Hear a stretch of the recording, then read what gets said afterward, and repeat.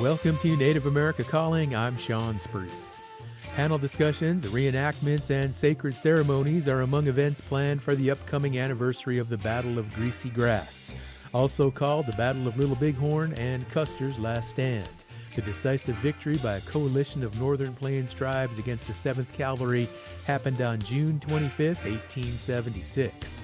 Today we'll hear from tribal leaders about the importance of the conflict and what it means 150 years later. We are back after the news.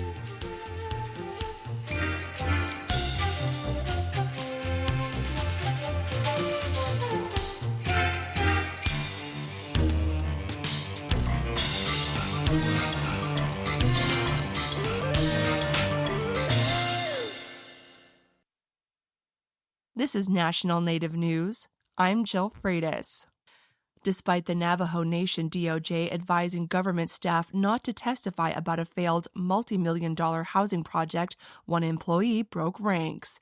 KJZZ's Gabriel Pietrasio has details. So far, Navajo Nation controller Sean McCabe has been the sole witness out of a dozen or so to comply with the Budget and Finance Committee's subpoenas. Would you please stand and raise your right hand? Do you solemnly swear or affirm that the statements you make during your testimony shall be the truth, the whole truth, and nothing but the truth? I do. My intention today is not to undermine a DOJ advisement. My intention is to fulfill my professional duties as a certified public accountant. Yet McCabe was still cautious on Wednesday. I would have hoped that legal counsel was here to step in if I needed it, if I was breaching any client-attorney privileges, but it doesn't appear that they are. The Zenny Home hearing is set to wrap up this week. For National Native News, I'm Gabriel Pietrasio. Members of the Confederated Tribes of Siletz Indians recently shared their perspective on harvesting a humpback whale last November. As KLCC's Brian Bull reports, the harvest highlights the whale's cultural significance to coastal Native communities. For nearly 2 hours, the group spoke to 165 people at the Amanda Trail site in Yachats, near where the 10-ton juvenile humpback washed ashore last fall. Despite efforts by locals to save it, it was ultimately euthanized on the beach. Shortly after, a team of Siletz tribal members arrived to harvest parts of the mammal, while another team from Oregon State University did a necropsy. During their talk, the Siletz said they wanted to get across that the joy many felt that day wasn't because of the whale's death, but because they were able to practice a traditional harvest that hadn't been done for generations. Lisa Norton, the tribe's chief administrative officer, said this was due to several factors. We've got forced relocation. We've got 1932, the Marine Mammal Relocation Act, the Termination Act of 54. We were forbidden from practicing. Norton's son, Joshua Relatus, talked of carving the baleen and blubber from the whale, much like his ancestors did. At the end, the audience gave the Siletz a standing ovation. Relatus said he was pleased that the event was well received. It was a little nerve-wracking at first because you never know what to expect from the community, especially because of social media and just the perceptions people have. But people here have got a pretty good understanding of what it was like for us and the respect and love that we had for the animal. While some online commenters made racist remarks or generalizations about Native people during the harvest, supporters say the amount of reverence and respect paid to the whale showed how important it was for the Siletz to do it. Chief Doug Barrett of the Confederated Tribes of Coos, Lower Umpqua, and Siosla Indians said he'd like to consult with tribes like the Siletz and Makah to better understand whale harvesting. A dead whale recently washed ashore in his region. I did what I could with what I had. I had my 4 knives, and I went up there and just started taking what I could, and I would like to render the blubber out so I could put oil on our canoes. Joanne Cattell is co-chair of the conservationist nonprofit View the Future, which sponsored the Siletz's presentation. She said the group picked the Amanda Trail in Yachats because of its significance to Native history. This area symbolizes the government-sponsored genocidal policies that led to the murder and deaths of so many Coos, Umpqua, Siosla, and LC people here in the Yachats area. And this whole area and the Amanda Trail brings that historical truth to the present. Cattell says she wasn't surprised 165 people turned out to hear the Siletz's story. She added that it's important to have these conversations in an open and welcoming space. For National Native News, I'm Brian Bull in Yachats, Oregon. And I'm Jill Freitas.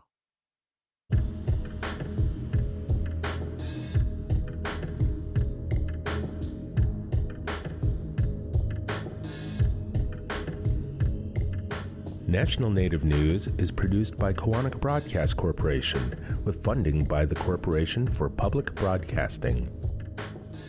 Alaska has Fresh Start programs to lose weight, lower blood sugar or blood pressure, stop smoking, vaping, or chewing tobacco. Many programs are no cost or low cost. Visit freshstart.alaska.gov to find the program that's right for you. This message is sponsored by the Alaska Department of Health.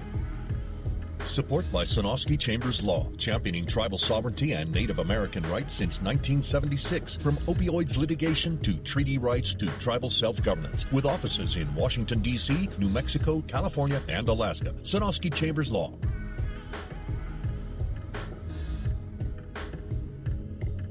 Native Voice One, the Native American Radio Network.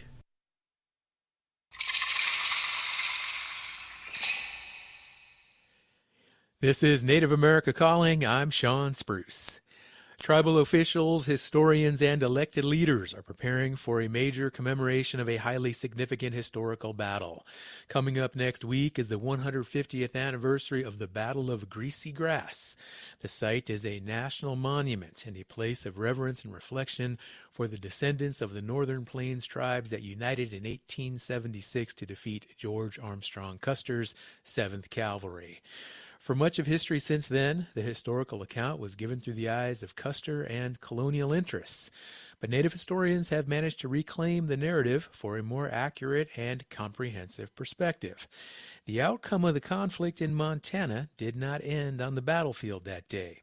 It touched off a series of decisions by the U.S. government that continue to reverberate today. We'll hear about what Greasy Grass means 150 years later on our show today. And you can join us by calling in at 1-800-996-2848. Share your thoughts, share your perspectives. What do you know about the Battle of Greasy Grass and what it means all these years later? You can share your insights. Again, that number is 1-800-996-2848. Joining us now from Eagle Butte, South Dakota, is Tom Eaglestaff. He is the Cheyenne River Sioux Tribe Planning Coordinator for the 150th anniversary of the Battle of Little Bighorn. He is also a citizen of the Cheyenne River Sioux Tribe. Tom, welcome to Native America Calling. Hello. Hello, and good morning to everybody. Also joining us from Eagle Butte is Dave West. He is the director of the Cheyenne River Lakota Cultural Center, and he's also a citizen of the Cheyenne River Sioux Tribe. Dave, welcome to Native America Calling to you too. Oh, Yanni Lakshi. It's good to be here today.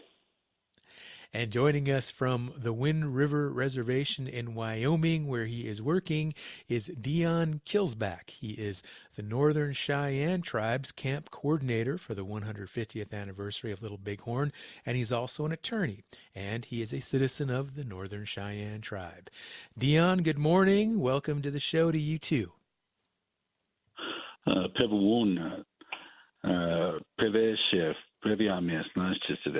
Good morning. It's good to be here. Thank you for having me today. Well, I want to thank all of you for taking the time to speak with me and our listeners today. Tom, I'm going to begin with you.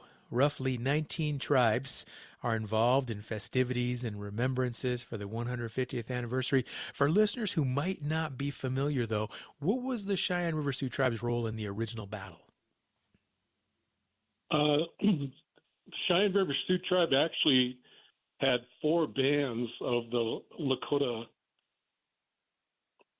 tribes present on the Little Bighorn at the day of the battle, and four of those tribes or bands currently reside here on the Cheyenne River Reservation, and they were in the main encampment along the Little Bighorn that Custer initially came in contact with. And they're the ones that repelled him and forced him to go further up the hill, and that's where the battle occurred. So here we are now. It's 2026, 150 years. What do you want to come out of the acknowledgement of this battle now, Tom? I think for me, in working on this coordination activity for the commemorative activities, the one thing I'm hoping that people will take away from this is that in learning about more in depth about the history of the Battle of Little Bighorn, you find out that the Lakota, or the tribes that were involved in the battle at Little Bighorn, were not the aggressors. It was the cavalry that was looking for them. And what, in all of the historical information that I've been reading over the past 3 or 4 months, especially, everything indicates that everybody that was following Sitting Bull up to Montana and joining in with the Cheyenne and the Arapaho, all of those bands, those tribes, were basically fighting for a way of life that was diminishing. And I guess if I take anything away from this, or want people to take anything away from this, is that it was their dedication to their way of life that they were willing to fight for and give their lives for. And that's basically what Little Bighorn was all about. It was just trying to maintain the Lakota lifestyle that they were used to. They weren't ready to settle down on the reservation and be confined to the reservation. Tom, this battle represents such a pivotal moment with regard to Native resistance. And I know you've spoken with a lot of elders, other historians from different tribes about the history. What message do they leave you with? One, I guess, is that we're still here, and we're still fighting to maintain our lifestyle to an extent. We have lost our language and weren't able to practice our religions until the Indian Religious Freedom Act came along. And so there's a lot of culture that we're trying to revitalize in the process. And in that process, if you can hang on to the language, you can hang on to your culture, and you can hang on to that aspect of your life, and again begin living more in harmony with Mother Earth. Now, at this event coming up, there will be a reenactment, also called a ceremonial charge. Can you give our listeners a preview of what that might look like? I am going to be very curious about this year's engagement in that, because we have commemorative horseback rides coming from the three major tribes, the Oglala, the Rosebud, and Huron-Cheyenne River. And just here on Cheyenne River, we have about 6 different riding groups that will be involved in that, and it's in the excess of 140 riders. And then Rosebud and Oglala, they have about the same amount of riders as well. Plus, we have groups from Santee, Flandreau, Lower Brule, Fort Thompson, and the Sisseton-Wahpeton. They too will be hauling horses and joining them in Ashland, Montana, to make that last ride into the ceremonial charge to participate in that ceremonial charge. So, and with the National Park Service cooperating, it's going to be an awesome sight. I mean, you get about 500 riders at any event, all horseback, and I'm just very excited to really be able to watch this year. Yeah, to hear you describe it, Tom, all these riders coming in. Now, every year there are events, there are remembrances there at the battlefield site. But when you think of what's going to come up this year, sounds like it's going to be a lot bigger, a lot more people involved, a lot more recognition. What goes into planning something like this? Well, I can only speak towards what Cheyenne River has done, and we have.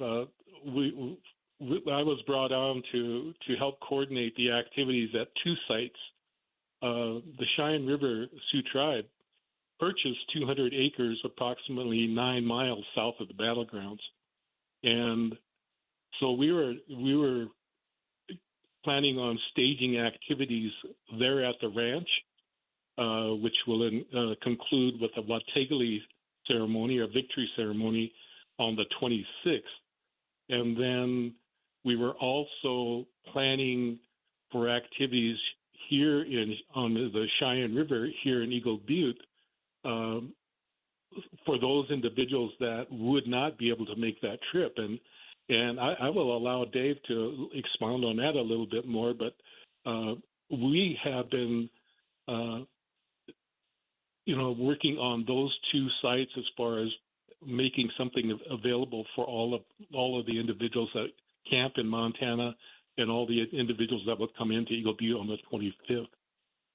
The National Park Service also has a 3-day agenda that they have planned for the 25th, 26th, and 27th. Cheyenne River, in our planning processes, we chose only to have an agenda for 2 days out in Montana, and following what happened on the battle 150 years ago, where they had the battle on the 25th, took care of all their wounded and those that perished in the battle. And then on the 26th, they all packed up after ceremonial meals and celebration, and everybody relocated from there. So that's kind of what the pattern that we chose to follow, and we will be done with our little celebration then with the Watagali ceremony on the evening of the 26th, and then we will be breaking camp on the morning of the 27th. Tom Eaglestaff is the Cheyenne River Sioux Tribe Planning Coordinator for the 150th anniversary of the Battle of Little Bighorn. He's speaking with us from Eagle Butte, South Dakota. We're going to take a short break. We're going to come back, and we'll speak with Dave West, who is the director of the Cheyenne River Lakota Cultural Center, and he's going to talk more about what goes into the planning for this 150th anniversary, this commemoration. Also on the show today is Dion Kilsback, and he's going to give us the Northern Cheyenne perspective as well. So stay with us, and if you'd like to join the conversation, if you have thoughts with regard to the Battle of Greasy Grass, what it means today, 150 years later, join us. 1-800-996-2848.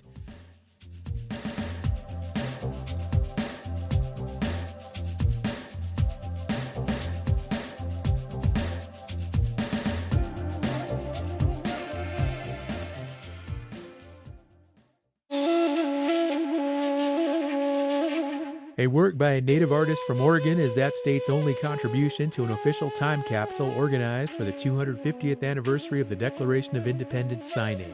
We'll hear about that and other ways Native Americans are expressing themselves for the milestone in American independence. That's coming up on the next Native America Calling.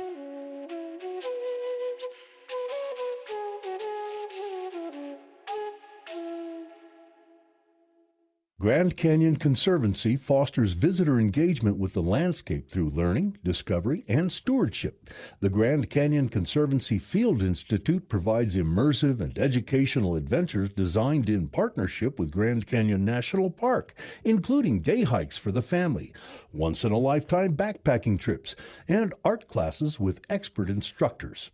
More at grandcanyon.org. Grand Canyon Conservancy supports this show. Thank you for listening today to Native America Calling. I'm Sean Spruce. The Battle of Greasy Grass, also known as Little Bighorn, was a decisive victory by Northern Plains tribes against the U.S. Army. It set off a series of events that continue to reverberate for tribes now 150 years later. Join today's discussion. Tell us your thoughts with regard to the battle. The number is 1-800-996-2848. That is also 1-800-99-NATIVE. Our next guest, Dave West, joins us now from Eagle Butte, South Dakota. He is the director of the Cheyenne River Lakota Cultural Center. And Dave, before break, we heard Tom Eaglestaff talk about some of the planning that's going to go into this. Close to 500 riders will be descending into southeastern Montana, where the battle took place all those years ago. Tell us a little bit more about what goes into this type of planning and also making sure that it's accurate. Si icha mani hemelo na Dave West Jr. Machapelo. Again, I want to thank you for allowing me to come on here today. I think when we look at this planning portion of this historical event, when I was first brought to the table to help with this organization, one of the things that was always taught in our culture, but, really stressed to me by my father was okichiapo. They say help one another, and seeing a relative, who had this great task to help or to be delegated towards them, it's how do we help one another? So there is a local group, organizers and collaborators from multiple programs, individuals here locally in Eagle Butte on Cheyenne River, which we work together greatly, and we help to empower each other and see the greater cause and purpose of education and preservation of culture. So we looked at it as an opportunity to help our relative. So I know when Tom was first designated to plan this activity, not only for Montana, but also here for locally in Cheyenne River, and we just took it as an opportunity to help him. So when we looked at it and came together, we tried to bring all of our resources together, because you look at the reality of history, especially for this day, Pejis Law, that our people, they work together and they unified, and it's trying to exemplify that cultural practice of, and despite whatever band, Minikoju, Oglala, Hankapapa, or Sichongu, but we work together, even with the Shahelas and the Arapahoes, to defeat an enemy at the time that was the greatest threat to our way of life. So it's trying to exemplify that same characteristic of collaboration and unifying together, so we can exemplify that for our people, but most importantly, our children.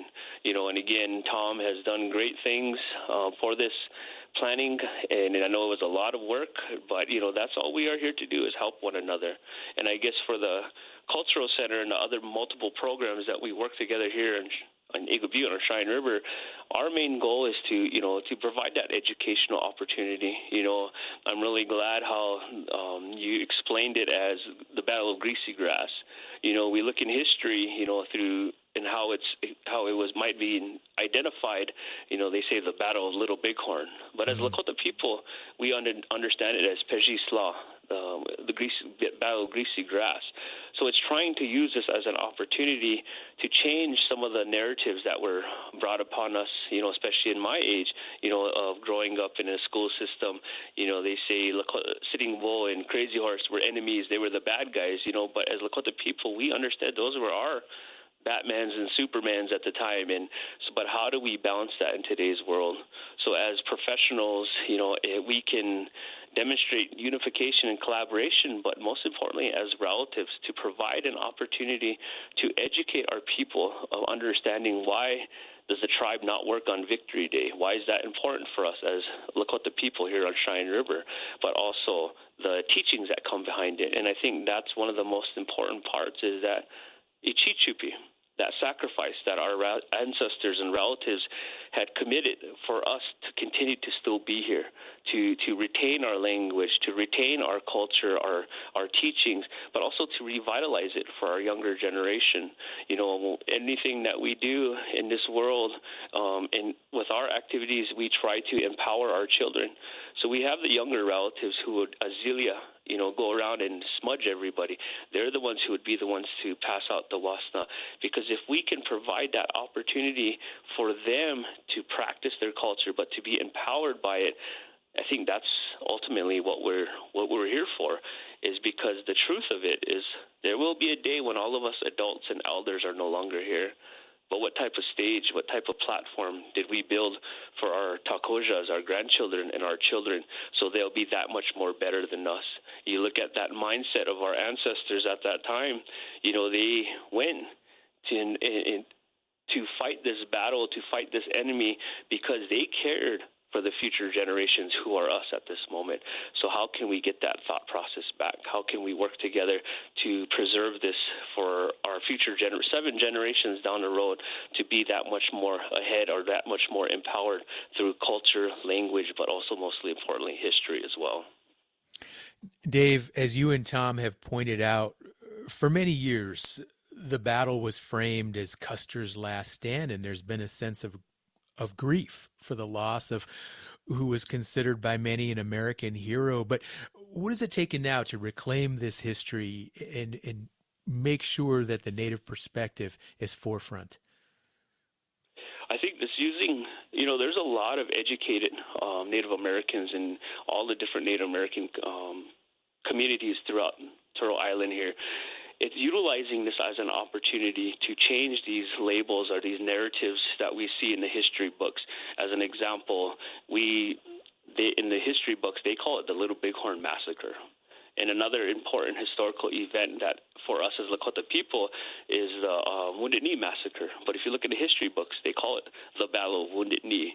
So how do we make this opportunity to change that narrative, to change the wording, instead of making a young Lakota person, boy or girl, feel ashamed or feel bad about what they're reading in these books, instead to be more empowered, to be more understanding that there's always two sides to the story, and it's trying to utilize our education to bring those to the table. As an example, another one, the word Sioux. Sioux, a lot of people would embrace it, a lot of people would disagree with it. But if we were to change the viewpoint to truly empower a nation of people, you identify them by their true name, which would be Lakota. And then there's the bands, and then the Teoshpais. So it's trying to change that where we don't use Sioux, but maybe we're going to use Lakota. But again, now with the name-wise, Custer's Last Stand, let's call it what the Lakota people understand it as, which is Peji Slaw, Greasy Grass. Dave, how do you think schools are doing today? Public schools, independent schools, schools there in South Dakota, other parts of the northern part of the United States, anywhere really. Do you think they're doing better in terms of how they're presenting this history and how it's being shared in classrooms around the country? So I think, again, from my personal experience in the school system, working in different areas of education in the academic area, there's always room for improvements. As professionals, we understand that greatly, that we can always improve our services. Nothing's ever going to plateau out. Everything will always evolve. So you're looking at how the history is taught in the school system. I think there's a larger interest in regards to the age of the teachers that are in the school system now, wanting to use their academic freedom, their ability to provide more resources. Because I did a Zoom presentation to a school in Brooklyn during Native American Heritage Month. I did one for the Kayenta Unified Area Schools down in Kayenta, Arizona. And again, they're reaching out and they're wanting to understand more. And again, it'll help the opportunity to, and I don't want to say ignorance in a negative light, but ignorance to understand that as Lakota people, we had a society structure. We have history. We have teachings. We have oral storytelling. And again, those key components is what makes us up who we are. And seeing other schools and schools in this area trying to implement more, it's great to see, because, again, it wasn't until 1993 that they started introducing Lakota language and culture in the school system. And in 1993, I was in 5th grade. So you're looking at it, there was years, vital years before my 5th grade year that I could have learned more of the culture and history and language. But again, it's how are we presenting it? Are we presenting it in a standardized method where it's only one way, or are we trying to leave it open to understand that each band, each Teoshpai, they kind of did something a little bit different, but we're not to say who's right or wrong for it, but we're to respect each other and empower each other in that sense as well. Dave, let's go back to some of the history here and talk about the cause, the initial impetus for the battle, and it's often pointed to gold being discovered in the Black Hills and then the U.S. government violating the 1868 Treaty of Fort Laramie. What unfolded after gold was discovered in the Black Hills? So I think when we look at history, and I think you look back into our values, of respect and humility. As Lakota people, we were spiritual people, so we understood how it was explained to me by my father that before you go pull those choke cherries off of that tree, you say that prayer because you're pulling on that bush, or before you dig in the ground to harvest that team slaw, you say a prayer because you're causing a sense like a small slight harm to Unchimaka or to this bush. But when you look at it, when they discovered gold, it was because it was greed. And as Lakota people, that wasn't our way of life. But again, it's trying to see how did that impact the reality of what our communities are at in today's time. And it's always one of the teachings that was taught to me is that when you present something, you're giving not only a teaching, but you're giving a spirit or an essence. If you truly want to share that spirit or that essence of that teaching, you cannot include money, because once you include that money, you lose that teaching, you lose the spirit of it. Then I'm only performing for that service. But you're looking at it, I truly like to teach things, the things that were shared to me by my grandparents, by my father, by my uncles and aunties that I met over time, and giving it back. But it's trying to give those cultural understandings or those cultural lens, or like my father would always say, he said, think Lakota, think like a Lakota. And it's trying to embrace those simple forms in anything that I do. So when you look at history-wise, I know during that day, and it's actually an opportunity we're trying to utilize during this day here in Eagle Butte, is we look in today's world, we say a warrior. The concept in today's world of a warrior is a man, a big man that is strong. But as Lakota people, during that day, that morning, before this battle has happened, a lot of those warriors were out hunting. So when those initial soldiers came to those camps, it was the women and children that had to pick up arms. So we're trying to give that concept back and trying to honor, because there is documented individuals from this battle, Lakota individuals, women who did earn the right to wear a war bonnet, or the acknowledgement and the honors that came with it. But there was the children as well. So again, it's trying to change this concept, of what we're taught in today's time and what makes a warrior. But you look at the reality now in our communities, what are the enemies that we're facing? We're facing addictions, the dysfunction, and all these things. But as people, we can come together, and the truth is, a lot of our children are picking up arms, and they are picking up these roles. And how can we use our culture to heal that? And again, in our history, from this event itself, it was a demonstration there that we work together, men, women, elders, children, our allies, to actually defeat this enemy. How can we use that same concept back here into our own communities to address these negative social factors we're facing as well? All right, thank you, Dave. We have Chairman Ryman LeBeau of the Cheyenne River Sioux Tribe on the line right now. He is there in Cheyenne River. Chairman, good morning. Thanks for taking the time to join us today.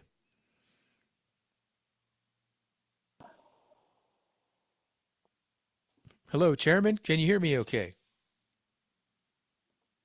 Hello, can you hear me? Yeah, Chairman, you're on the air. Thanks for taking the time to talk with our listeners here. I want to welcome you to the show. Yes, thanks for having us on. We appreciate the time. Yeah, I'm learning a lot listening to your fellow tribal citizens explain some of the history and some of the events that have planned. But I want to ask you, why is the anniversary of the Battle of Greasy Grass important to you personally? Yes, the battle is important to all of us, and personally, we all have ancestors that fought there for our people, and our ancestors 150 years ago defended our tribe, defended our nation, and defeated the enemy, and in unity with the other tribes, the Cheyenne, the Arapaho, and the Sioux, working together, they defeated this enemy. So today, that means that in unity with our people at home and our communities, in unity, we can defend any enemy that we face today, just as we did 150 years ago. Chairman, what are you hearing from other tribal citizens there at Cheyenne River? What are they most looking forward to? What are they most concerned about? And what do they all hope to take away from this big commemoration next week? Yes. I think the important thing is that we teach our children, our youth, about this event, about this victory that our people had, 150 years ago. And we do that by telling the story, by telling the history, and also encouraging, our language, our culture, our spirituality, our children to be who they are, because that's what was defended 150 years ago. Our identity, our culture, our spirituality, our ancestors stood up for us, looking forward to 7 generations, today. So we have to continue that spirit. We have to continue that fight and for our existence, for our identity, and protect all that is sacred to us, just as our ancestors did 150 years ago. Chairman, here you are, the contemporary leader of your people, and to take it back to more of a historical perspective, I'm interested in learning about what you can share about the leadership of your people at the time of the battle, and what was it like then, and how has it changed perhaps with a contemporary form of government as opposed to what your ancestors had back when they faced Custer? Yes, we often think about that and make those types of comparisons, but back, one of the things back then, it was it was life or death. That was what it was, and literally, they stood up and literally fought for us. And today, the fight is different. The fight is not physical. It's more mental. It's more lobbying Congress. It's more planning. It's more legislation. It's more getting these resolutions through council to seek this funding or to change these laws that we have at home, to changing these policies, so we can fight the drugs, the addictions, the alcohol, so we can provide youth leadership council for our children, for our next generations to come. That's the fight that we have going on now. It's definitely a different fight, but again, it's a fight to save our language. It's a fight to save our culture, our spirituality. Chairman Raymond LeBeau joining us on Native America Calling. Stay with us. We'll be right back.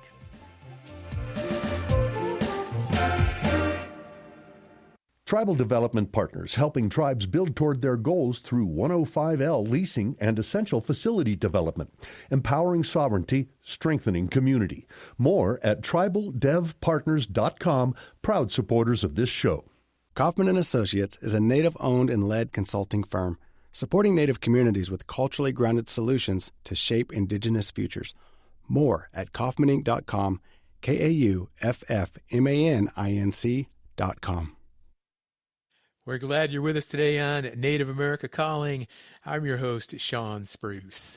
What were you taught in school about Custer's last stand? What do you wish you had been taught? What kind of information wasn't present that would have benefited you, would have benefited your community?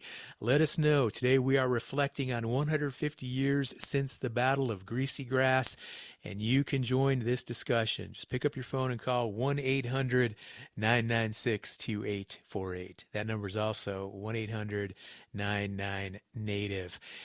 Let's hear now from Dion Kilsback. He is the Northern Cheyenne Tribe's camp coordinator for the 150th anniversary of the battle. And, of course, he's a citizen of the Northern Cheyenne Tribe. And, Dion, you are the lead planning coordinator for this anniversary coming up. What's the significance of the battle for the Northern Cheyenne? We need to talk about this perspective as well today. Well, thank you, Sean, for having me on the show. Well, very similar to what Tom stated earlier, it's a victory for the Cheyenne and also what we call our way of life. As Tom and Dave and even Chairman Raymond LeBeau talked about, is preserving our culture, our language, our ceremonies. All of these things were part of our way of life, from our elders to our youth and our warriors and our chiefs and our women and children in between. And that way of life was being threatened. And so every act that we did from the time we woke up to the time we went to bed since time immemorial was our way of life. And the treaties that were broken, or the treaties that were signed and broken, threatened that way of life. So this stance against the 7th Cavalry, General George Armstrong Custer, General Crook, Gibbons, and Terry before, these were all conflicts that led up to the defeat at the Battle of Greasy Grass, and what the Cheyenne call the battle where long hair was rubbed out.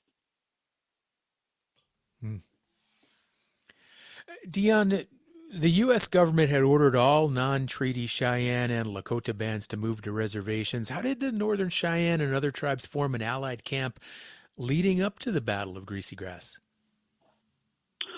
Well, that's a great question. And, to provide a little bit more context for specifically the Cheyenne, we had been engaged with the U.S. government for numerous years, like other tribes had entered into treaties in previous years.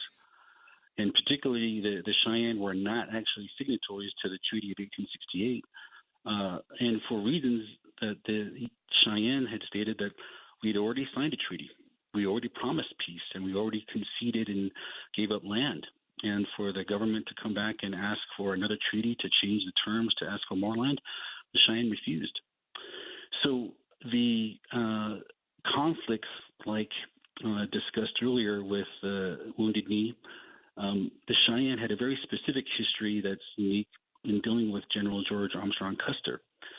At the Washita, Custer and his cavalry massacred Cheyenne in the wake of an early morning under a threat of massacre. The Black Kettle, or Cheyenne chief, believed that there was a treaty and that we had negotiated peace.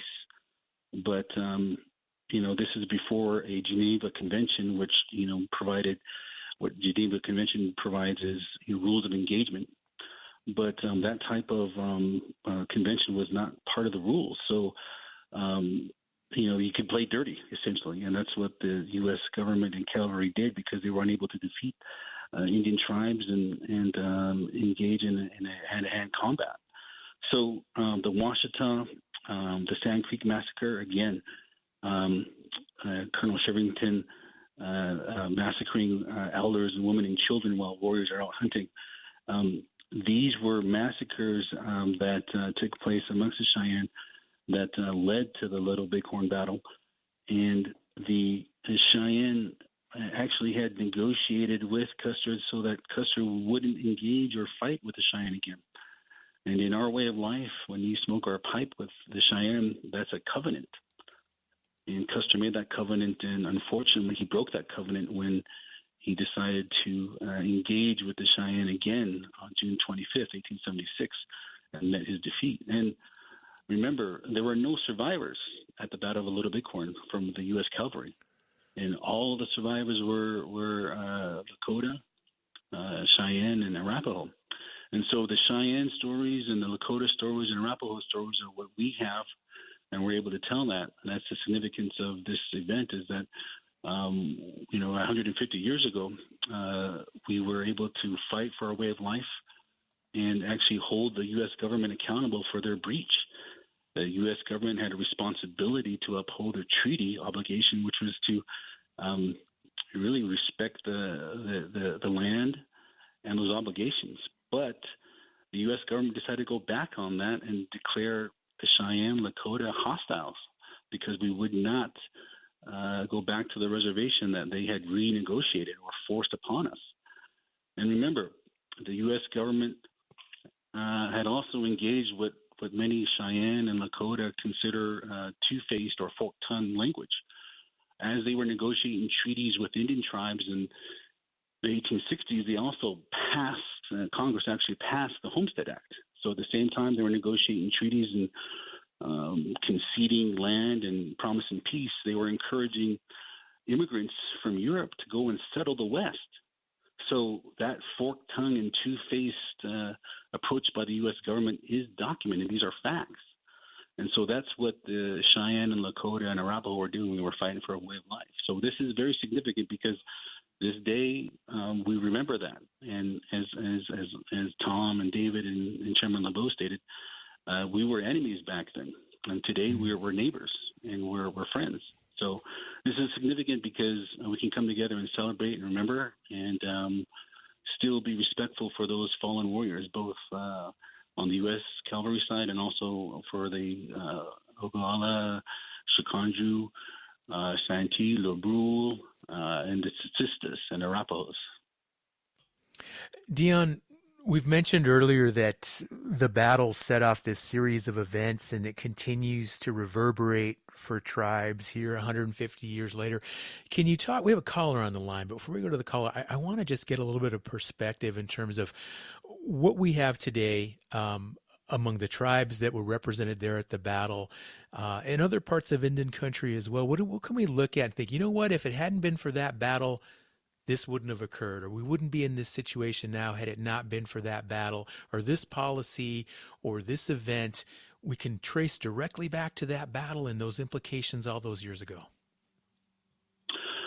Well, what we can trace back to is a very big blow to the United States and their government and their ego, essentially. Remember, the United States was celebrating their own independence from 1776 as a 100-year anniversary. And ironically, they were celebrating their independence from the British Crown. And so the idea that Manifest Destiny was being punched in the face by Indian tribes that refused to allow their land to be taken without a fight meant that there was a weakness. And remember, at the same time, they were coming off a terrible civil war that just barely ended in 1866. So it was a turning point where the U.S. had, as a former Confederate, defeated Confederate Army and the Union, had to come together. And this was a unifying factor for both the South and the North. And essentially, unfortunately, the Indian tribes of the Great Plains were the victims of that effort. And so the last holdout of the United States and Manifest Destiny, the Great Plains tribes and these specific tribes, these three tribal allies were the subject to the brunt force of the U.S. government's effort to achieve Manifest Destiny. Okay. And so we can point to that as a very significant turning point in U.S. history. All right. Thank you, Dion. I have read that it took time in those days for word to travel. And when news finally broke on the East Coast, it was right around the 4th of July. So that really put a damper on a lot of celebrations there for the 100-year, the centennial at the time of the signing of the Declaration. So interesting history we're talking about today. We've got a caller on the line who's going to join us, Manny, who is also in Cheyenne River, South Dakota, listening on station KIPI. Manny, you were on the air. I understand you have a strong family connection to Greasy Grass. Please share with our listeners. Oha, Pilamaya, hello, Sean. Thank you. Manny Arnhawk, Wakpaoshte, River of Good People. I'm Hochwoju and Oglala. And I wanted to make a comment on the descendants of Pejisla Okichize. Now, I found my dad used to tell me about my two great-grandpas in that battle, Ironhawk, Little Bird, and they went with Sitting Bull after the battle towards the north. And then I found them when they were coming down back south. I found them on the 48th North Dakota census rolls there. So I'm just curious if there are any other descendants like that around, and I like to get together with them and probably just basically talk and go from there. Wupalatanka, Manny, thank you for joining the conversation and sharing your great-great-grandfather's connection, a warrior there on the Greasy Grass. Phone lines are still open. I think we can squeeze in one more call. I know we have a lot of people who are listening to the show up in communities like Cheyenne River, and you might have a family connection to the battle that you can share with our listeners as well. Dion, I want to go back to you because historians estimate that there were between 7 and 14 Northern Cheyenne warriors killed on the battlefield that day. What can you tell us about Chief Lame White Man and any other notable Northern Cheyenne warriors who were there present fighting that day? Oh, it's a very significant part of our Cheyenne oral history, and the Tsitsistas were made up of societies like many other tribes, and one of our most revered societies was our Dogmen or Dog Soldier societies. And we had previously on June 17th earlier 1876 had defeated General Crook coming from the south on the Rosebud Creek, which is known as the Battle of the Rosebud, or from the Cheyenne with the battle where the girl saved her brother. And there we had Dull Knife and Little Wolf and Two Moons, who were also there at the Battle of Little Bighorn as warriors. But we also had Old Bear and Dirty Moccasin and Crazy Head. There were chiefs there. But of the warriors that fell, these were dogmen, and they were very, very careful to guard the entrance, essentially, so that the younger warriors wouldn't go out and seek war. We had engaged in numerous conflicts leading up to that. We had the Reynolds conflict near Broadus, Montana today, the Powder River conflict, and as I stated earlier, the battle where the girl saved her brother. So these warriors had fallen, and these were the ones that were the first to confront General George Armstrong Custer as he began his attack on the unified Allied village. So we suffered, as a Cheyenne, we suffered numerous fallen warriors at the traditional campground today, and a significant amount of our dogmen were the ones that were confronting the U.S. cavalry, and our dogmen were actually on foot because they had not mounted their horsebacks yet. They hadn't mounted their horses yet. So yes, a lot of dogmen, dog soldiers had died at the hands of the U.S. cavalry, but they were able to allow, as Tom and David pointed out, the other allied tribes to mount up and then confront and cause the cavalry to retreat up the hill. So that is a very significant story. And some of those warriors, most notably that had passed away, were Noisy Walkin', and he was one of the ones that had passed away, and there's actually a marker there for him. But other warriors that were present: Wooden Legs, Two Moons, Limpy, my grandfather, White Shield, Brave Wolf, Yellow Hair, Last Bull, all warriors that were there. Okay. Dion, unlike our Cheyenne River guests who joined us earlier, Northern Cheyenne Reservation is located just a short drive from the battlefield, which is now located on Crow land. Do you anticipate that a lot of Northern Cheyenne citizens will make the short trip to the battlefield, and what types of activities will they be engaged in? Oh, yeah, Sean, we anticipate the majority of participation from the Northern Cheyenne tribe and tribal membership. Tom and David estimated 500 horseback riders. Actually, our numbers put us closer to 1,000, meaning that, we have well over 10 different riders from South Dakota, and North Dakota, Minnesota, and even Canada coming down. And then we have our own Cheyenne riders coming, and then we have riders from Wind River, this reservation in Wyoming. Some of the activities, we plan in a traditional camp on the Wilbert property. I want to give a shout out to the Wilbert family for allowing the allied tribes to camp on the traditional camp where it's private land, it's not Park Service land, but the original camp. And we anticipate well over, probably 200 teepees to be set up in the traditional camp. So a traditional camp will be established starting probably Monday and going through the week, and then that will be allowed for non-natives to come and visit. We also have a film festival that will be going on in Billings, Montana, about 45 minutes away, where we'll be showing all Native artists' feature films and short films. And, of course, the Hostiles movie depicting Wes Studi will be one of the feature films. It's a great actor, great Indian actor that has portrayed Cheyenne in various movies like Powwow Highway and Hostiles as well.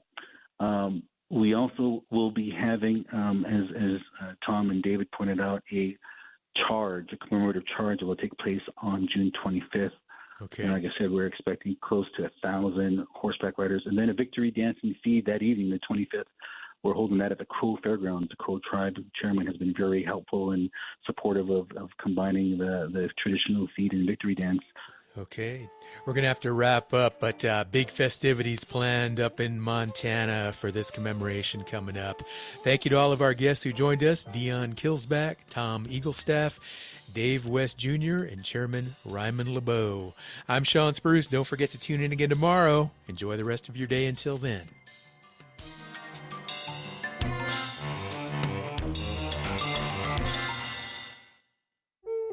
Trickster Cultural Center, an authentic first voice of Native American cultural arts, will host the 2026 All My Relations celebration, honoring diversity through Native drum and dance, artistry, resource exchanges, and vendor fair. Trickster Cultural Center's All My Relations celebration is open to everyone at no charge June 20th from 2 to 6 p.m. in Schaumburg, Illinois. More under events at tricksterculturalcenter.org or at 847-301-2090. Trickster Cultural Center supports this show. Who protects Indian country? Amerind does. As the only 100% tribally owned insurance carrier, Amerind helps strengthen tribal communities by providing reliable insurance coverage and keeping dollars in Indian country. From property and liability to commercial auto and tribal workers' compensation, Amerind is here to protect what matters. Celebrating 40 years of serving Indian country. Learn more at amerind.com. That's AMERIND.com.